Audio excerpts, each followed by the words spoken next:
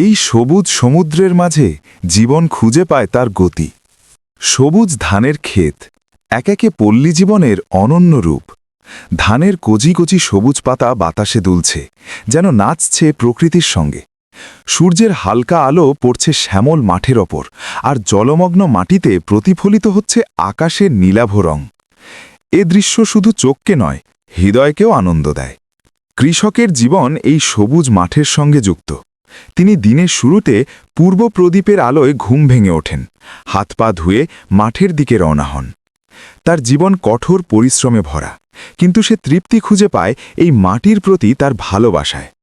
25 থেকে 30 একর জমি তার ধান চাষের জন্য নিবেদিত। প্রতিটি খামারের মাটি পরীক্ষা করে তিনি বুঝতে পারেন কতটা সেচ দিতে হবে, কী ধরনের সার প্রয়োজন। ধানের বীজ বপনের আগে মাটিকে প্রস্তুত করা হয়।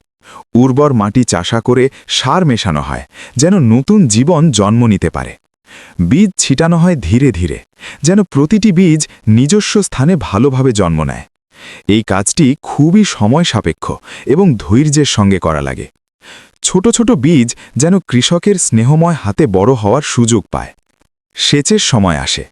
কৃষক মাঠের পাশে থাকা ছোট খাল থেকে পানি টানেন, আর ক্ষেত ভর্তি হয় প্রাণে। পানি যেন ধানের জন্য এক প্রকার মায়া। প্রতিটি ডাল পানি ছুঁতে পছন্দ করে, এবং সেই সময় কৃষক মাঠে হাঁটছেন যাতে পানি সমানভাবে ছড়িয়ে পড়ে। এই দৃশ্য দেখলে মনে হয় ধান ও কৃষক এক জীবনের বন্ধনে আবদ্ধ। ধান বড় হতে থাকে, প্রতিদিন নতুন সবুজ ডাল বের হয়, মাটির সৌন্দর্য আরও বাড়ায়। পাখিরা মাঠের উপর উঠছে, ছোট ছোট প্রাণীরাও খুশি। কৃষকের চোখে প্রতিটি ডাল একটি গল্প বলে, অতীতের পরিশ্রম, বর্তমানের দায়িত্ব আর ভবিষ্যতের আশা। কৃষকের জীবন কেবল কাজ নয়, এটি প্রাকৃতিক চক্রের সঙ্গে মানিয়ে চলার শিক্ষা। হালকা বৃষ্টি হলে ধান আরও সুন্দর হয়, কিন্তু অতিরিক্ত বৃষ্টি ক্ষতি করতে পারে। সূর্য প্রখর হলে তিনি পানি দিয়ে ধানকে রক্ষা করেন।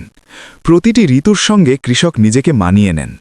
এই কাজ কখনো সহজ নয়, কিন্তু এটি তার অহংকার। ধানের ক্ষেত শুধু খাদ্য নয়, এটি সংস্কৃতির অংশ। গ্রামীণ উৎসব, ধানের জন্য ধান উৎসব, ফসল কেটে নেওয়ার আনন্দ সবই এখান থেকে জন্ম নেয়। কৃষক জানেন প্রতিটি ধানের দানা তার পরিবারের জন্য, তার সম্প্রদায়ের জন্য। এটি এক ধরনের আত্মত্যাগ, যেখানে শ্রম ও ভালোবাসা একসাথে মিশে যায়। মাটি থেকে ফসল কাটা একটি বড় উৎসবের মতো। হাতের কষ্টের বিনিময়ে ধান পাকা হয় এবং কৃষক ও তার পরিবার আনন্দে ভরে ওঠে। প্রতিটি দানা যেন কৃষকের পরিশ্রমের স্বীকৃতি। ধান কাটা শেষে ক্ষেত খালি হলেও পরবর্তী বীজ বপনের পরিকল্পনা শুরু হয়।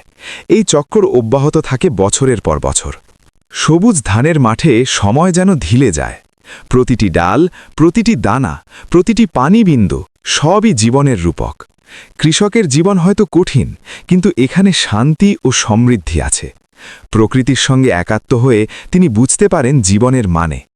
ধানের ক্ষেত শুধু খাদ্য নয়, এটি জীবনের শিক্ষা, ধৈর্যের শিক্ষা, পরিশ্রমের শিক্ষা। প্রতিটি মৌসুমে ধান নতুন রূপে আসে। পাতা থেকে দানা পর্যন্ত সমস্ত কিছুই কৃষকের কঠোর পরিশ্রম ও প্রাকৃতিক অনুকম্পার ফল।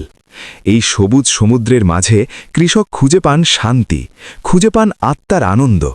প্রকৃতির সঙ্গে জীবনযাপনের এই সম্পর্কই তাকে শক্তিশালী করে, তাকে জীবনের চক্রের সঙ্গে একাকার করে দেয়। শেষে যখন সূর্য অস্ত যায়, ধানের ক্ষেত শ্যামল আলোয় ভরে যায়। কৃষক বাড়ির দিকে ফিরে যায়, তার মন ভরে থাকে পরিশ্রমের তৃপ্তিতে। পরের দিনের কাজে প্রস্তুত, আবার নতুন স্বপ্ন নিয়ে। এই সবুজ ধানের ক্ষেত, এই কৃষকের জীবন সবই আমাদের শেখায় প্রকৃতির সঙ্গে মিলেমিশে জীবন কত সুন্দর হতে পারে।